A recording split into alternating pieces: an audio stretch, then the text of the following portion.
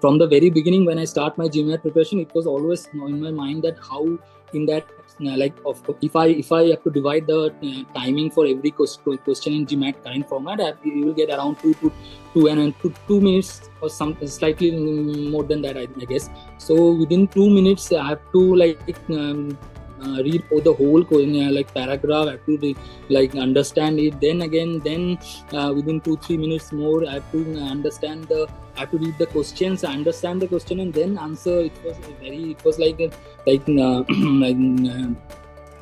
climbing the Everest for me.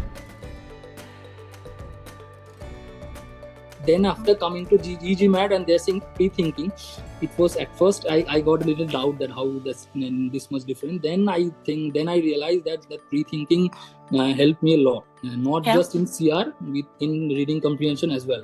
Yeah, pre-thinking helped me a lot. So in cementing, it helps me to recreate that atmosphere, so that it created that exact pressure, pressure what I will be facing at the time of real test. So it helped me a lot. Because in DI, the main thing is that managing your time. GMAT is and another advice I would say that GMAT is not like a sprint, it's like a marathon. You have to in all the advertisement and all, I've seen that I've scored this amount of scoring within 1 month or within 15 days. I don't think it's much. Yes, there are people who are doing it. I won't discourage that, but normally it's not possible. You have to give at least 3 to 4 months of time, at least. Many people, and also I would say 5-6 months would be very good. So if you really want to do good in GMAT.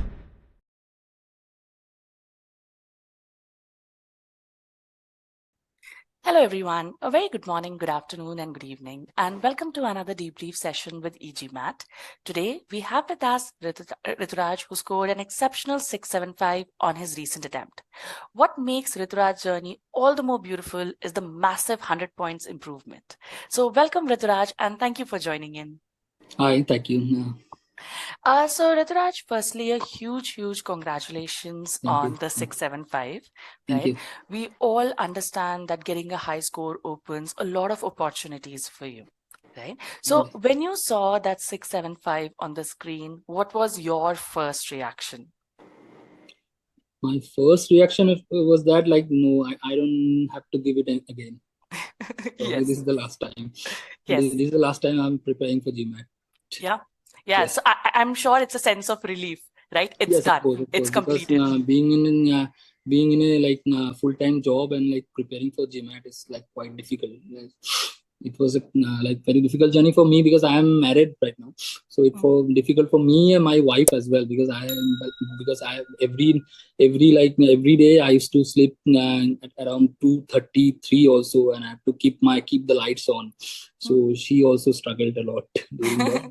So yes. that's also a relief for me. Yeah, I think that partnership paid off. That partnership truly paid off, right? Yes. So Rituraj, you are someone who comes from a 10 years experience background, right? Yes. So what made you think that it's time that you wanted to take GMAT at this point? The thing is that I have first think about taking a GMAT at around 2018. That the first time when I thought about going for an MBA. Then I actually that time I didn't know about this online courses. So one of my friends suggested one offline classroom course in Kolkata, because I'm in Kolkata. So I went there and completed the course for 3 months or something, but somehow for some personal reasons and all, it didn't go well. So I have to left the GMAT journey there. And then again, after after that it's almost like 6 years. Mm. And then I thought that currently the age I am right now, I am at the age, of course I'm at the edge. So even if I don't do something about my career right now, I don't think after that I won't be able to do that, because of course in India, in middle class family, everything is divided within a bracket of age. Like in this age you have to do this, in this age you have to do this. So for that I have to so that was in my mind as well. And also my wife also very supportive. She also she always tells me that you have to do MBA, you have to do, Yeah. why don't you go for the MBA? So it was, and but the doing the MBA is always in my mind. So somehow I have to do something in my career, because Yeah. right now I'm in a government sector bank. Okay. So in here is the thing is that yes, of course we have to do many things, because I'm right now in credit department. So I have to go through many proposals and all. It's not that I'm not won't say that job is not very exciting, but still there's some point that when it gets very that the growth is not much, because also so that is why it was always in my mind that I have to do something About it. about it by coming out of this what you call that security or government job. I have to come out of this and do something, because career is just like a stock market. If you want the better outcome, you have to take a risk. So Yep. I'm willing to take that risk. So that's why the GMAT. Okay. So Rituraj, when you started off your journey, if we look back into, your diagnostic mock and the official mock that you took, you mentioned that you started with the 575. Yeah. Right. And at this point, you have scored a 675, which is a massive 100 points improvement. Yes. If we really have to bifurcate your improvement, it is very much driven by your verbal and your DM. Of course. Right. So when we talk about verbal, what were the major challenges you faced and how did you go about overcoming it? For verbal, if I have to say, because at the first, when in 2018, when I first went for GMAT, it was normal GMAT Classic, and from there it's a huge change. But the one thing that didn't change is that reading comprehension. So that part is always it scared me all the time, because I am not a good reader. Normally I don't like to read that much, so it was always a fear for me that how I'm going to perform in that reading comprehension. From the very beginning, when I start my GMAT preparation, it was always in my mind that how in that if I have to divide the timing for every question in GMAT current format, you will get around 2 minutes or some slightly more than that, I guess. So within 2 minutes I have to read the whole paragraph. I have to understand it. Then within 2-3 minutes more, I have to I have to read the questions, understand the question, and then answer. It was climbing the Everest for me that time. I would say that what e-GMAT helped me in that, it's that reading comprehension, because after 3 months of doing the practice in e-GMAT, that reading constraint that I was having that time, it was nowhere near. I was not at all bothered about it, that how I'm going to read that, because it was that casual, that because after I have almost read around 300 to 315 and then reading comprehension by then. It was it was I just it didn't bother me at all. So that improvement, I would say that the most I should highlight during my GMAT preparation. But the CR, I was I won't say that I was great, but that fear was not there. But few strategies what I got from e-GMAT, it helped me a lot, because pre-thinking strategy, what the major part of the CR, what pre-thinking was, because but because I remember I used to I was at first I was with another course which didn't end up well, and there I used to know, I still remember that there was the strategy of one of the strategies of them was not to pre-think.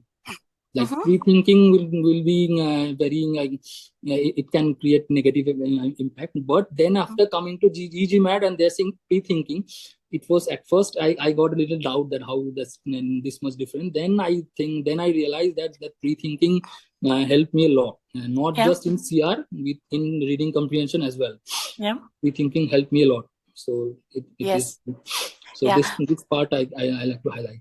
Yeah, because in your verbal at this point, like if we Yes. talk about your recent attempt, the 675, you scored an exceptional V87, right? Thank you. Which is a 99 percentile in verbal, Yes. something very rare to see, right? But I also understand where it is coming from, because when I was looking into your account, I saw the way that you had gone through the course, right? Yes. So, when we look into your learning grades itself, they're straight A's and A minuses in CR. Right. Yeah. Similarly, in RC as well, they're exceptional grades. Like apart from one learning activity where there was a bit of a dip, I can see It that was. you really I picked was up. just starting.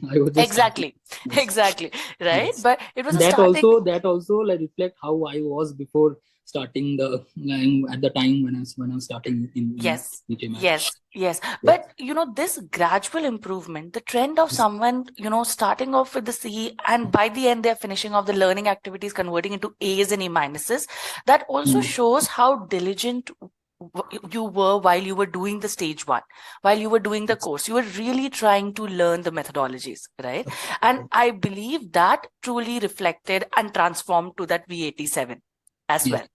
Okay. So Yes. when we talk about the verbal skills, because I know that, while we were discussing, you mentioned that DI was also a big challenge for you after verbal, right? Yes. In verbal, when you were able to conquer verbal, the next big challenge that remained was DI, where you were starting at a D76, 77 level. And at this point, you've close to a 94th percentile. Yes. So what made this jump possible? Like, what do you think are the key skills necessary to ace the GMAT DI?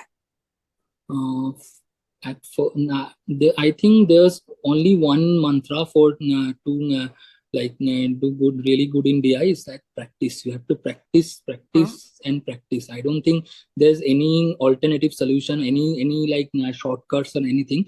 You have to practice because there are many type of questions in DI, and unless and until you practice, you won't be able to grasp like all those, because there are many types. So if you have enough practice, and you will be very much familiar, because unless and until you be familiar, otherwise it will take at least one to 1.5 minutes to understand the question itself, because then there are this it's gone, because in DI it's in 2 minutes to do a two part analysis and all of the things in 2 minutes is near impossible if you don't get familiar with those question type, and that only can possible with the help of practice.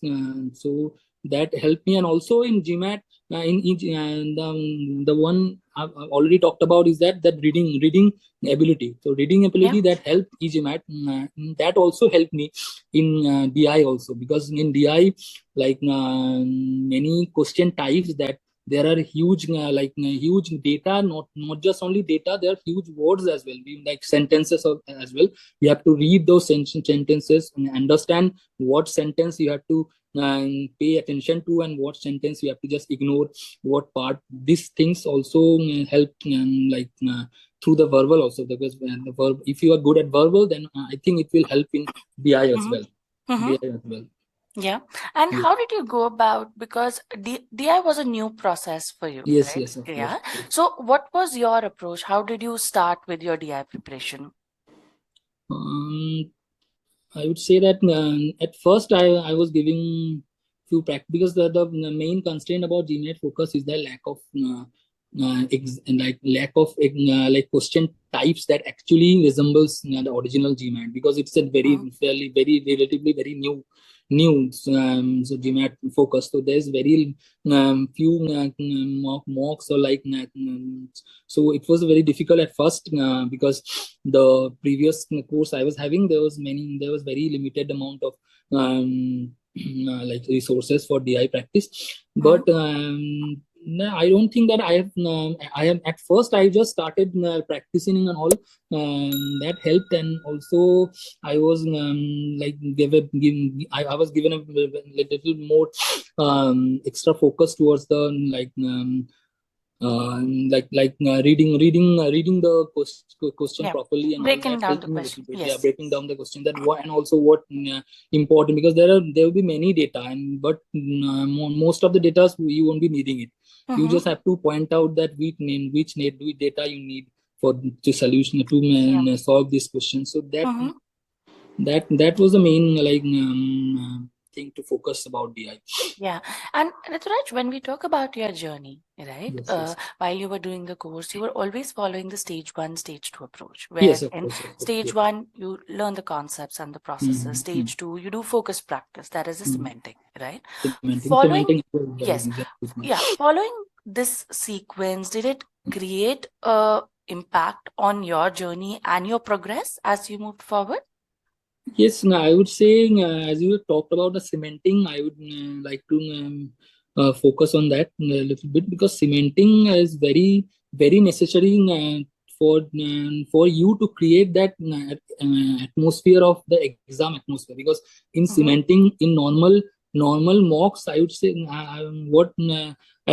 what we see is that you can pause it. You can Mm-hmm. pause it and go for like bathroom or like, and go to talk to to your family or anything, or to have a call or something. So that doesn't create that exact atmosphere about the exact test atmosphere, because that exact test atmosphere is very much important, because it's totally different. So in Mm-hmm. cementing it helps me to recreate that atmosphere, so that it created that exact pressure, the exact pressure what I will be facing at the time of real test. So it Mm-hmm. helped me a lot. It helped me a lot, because in DI, the main thing is that managing your time, because it's it was at first when I started the DI, it was like it was quite impossible for me to complete, because at the very end I have to mark those questions in with the guess or something, because it Mm-hmm. was so time management is very much necessary, and cementing helps you to manage that time, because with practice and all, helps you to manage that time very well. Yeah, right. And since, we are talking about DI, I was looking into your DS stats. And Yes. the one thing that I noticed in your stats also, that your story comes in very in line. Like, if you look into Mm. your accuracy, especially for DS, right? Mm. The timing has come down, the Of course, of accuracy, course. if we see the most recent ones, you are already hitting an 81% accuracy. That Yes, yes. tells a lot about your preparation as well from the Yes. Scholarinium stats itself, right? Yeah. Talking about, test readiness and the mock phase. So, mocks play a very important role in one's Yes, of course, preparation, of course, right? of course. So, what was your mock strategy? How did you go about planning your mocks once, you were done with your preparation of the subsections, once you felt that you're ready? How did you go about planning your mocks? I would say that, of course, I used to take the mocks during the holiday, during like Sundays or Saturdays normally, Mm-hmm. because after coming from office, you are not in that mind to go for a mock, because for mock you have to be very clear, mind, and less tiredness and all. So I used to take the mocks during the Sundays or Saturdays. Mm-hmm. So, and another thing, from the very beginning, my strategy was to go for and to create the test environment as much as possible, and then after that going for the mocks. And also, if I have to talk about the strategies, I was as I'm being in engineering background, so Yeah. it was always in my mind that I have to good score very I have to do a very good score in quant. I have to have a very good score in quant, so that I can make up with the verbal and quant BI sections. So it was Mm-hmm. in my mind. So in more focus towards quant is always my plan or strategy, I would say. So, and that also, for that my sequencing was the like I used to start with verbal, Mm-hmm. because verbal for, and then for DI, and at the very end I used to do the quant, because for Mm-hmm. me quant doesn't require that much focus and all, It it comes doesn't more naturally to comes you. naturally. It comes Yeah. naturally. It doesn't create that much pressure in my mind. So I Mm-hmm. used to keep it in at the very end, because if I have to if I go for the quant at the very first, then if I somehow manage to do very not as expected, then that would affect me for in the verbal or verbal or DI. So these I used to do it first, and for the very last, I used to go for the quant. So this was my overall strategy from the very beginning itself. Yeah. At the time of GMAT also, I follow the same thing, same sequence. Got it. And what about understanding your pattern of mistakes? How did you spend time, and what was your look around? How did you identify that what mistakes were you doing? Because you had a continuous journey. You were working around with verbal, then quants, then DI. So how did you go about identifying your mistakes and improving them? No, if I say about the questions in e-GMAT, it was really easy for me because it's in all in the stats that it scholarium section. You will be able to see like in which section you do good, you have done good, or which section we have done not fairly good, or what are the times you have spent, and how much improvement you can do it. Everything is there for I think for in scholarium section I have no issue because it was always always in my platter or something like that. So I don't have to like so you leverage the skill data. Yes, you were able to use the skill yes. data. Yeah. Those data help me a lot because, and also by seeing those sections which I in where I was not doing good, I used to go back to the academic section where I then strategies and all I have to see them. I used to see them again, and then I used to do some more practice with those, and that helped me. That data also very helped me during that to understand in which sections I'm lacking behind. It's helped me a lot. Yes. And once you were able to leverage because you're done with your mock, so how did you go about booking your test date? Is that something you did when you were in the final stages of your prep? No. I have booked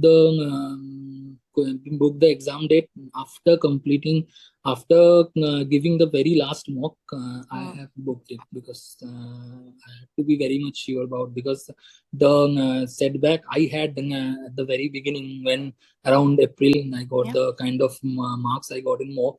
It completely, it was from there, and then I decided that is why I decided that I had to give the last mock, very last mock. I have to see that how am I scoring, then only I'll be going for the test. Because at the another factor for GMAT test is that the price, it's like GMAT focus, they are charging 27,000. It's huge.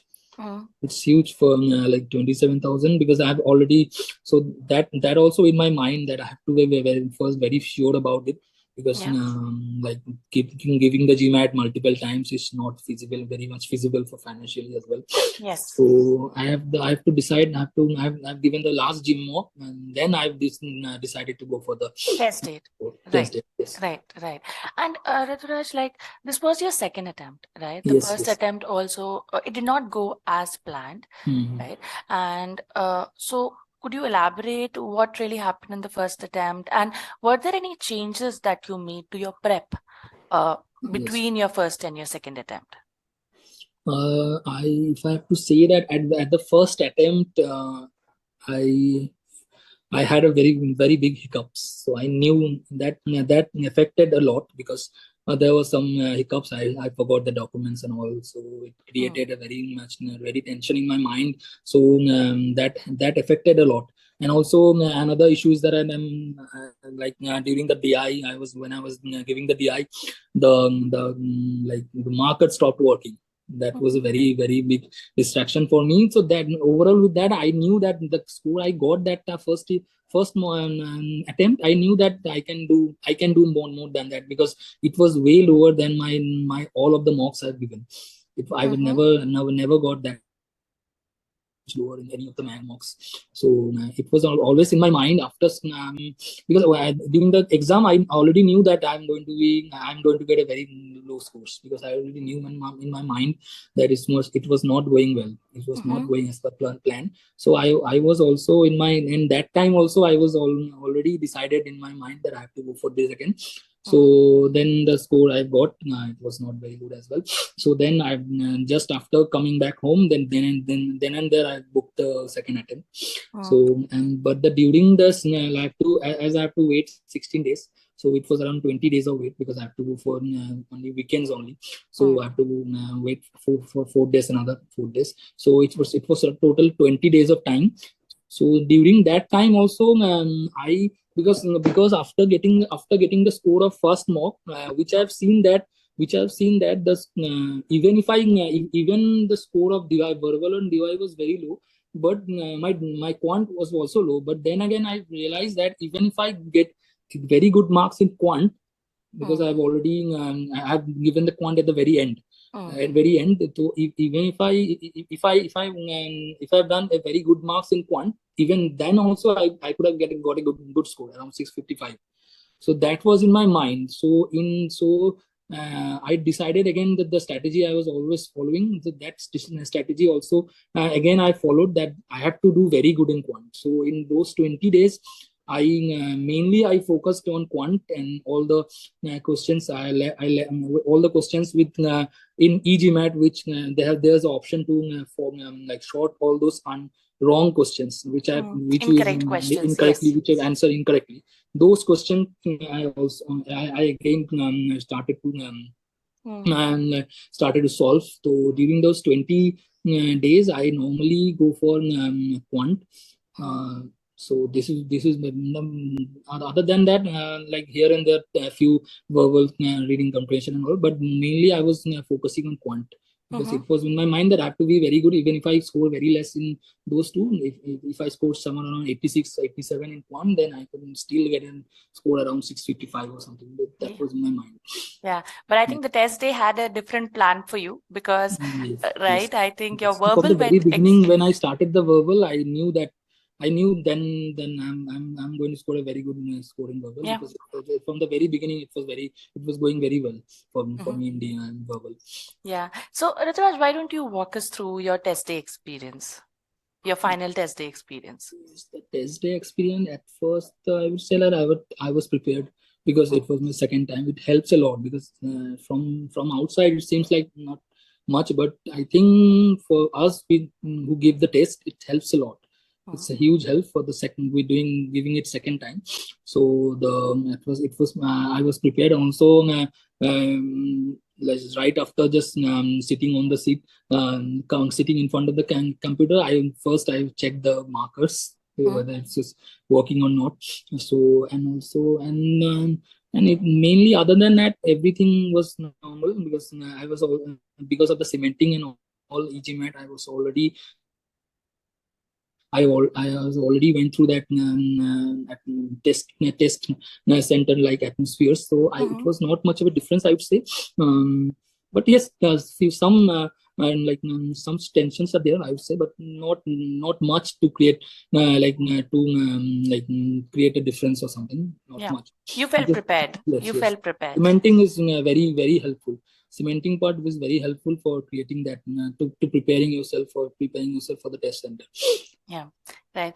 And Rituraj, when you look back into your journey, because it's been a couple of months and you started your preparation, juggling with your work as well, right? So when you look back at your journey, what would be the key takeaways that you would like to share with the other GMAT aspirants? I would like to say that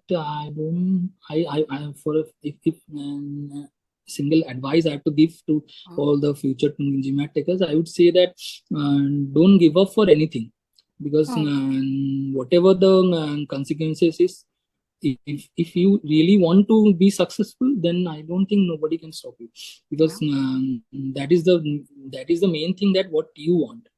Because many people in our country, I don't know about the other, so in our country, people like us, like middle class families, people, we mainly most of the people don't know what they want.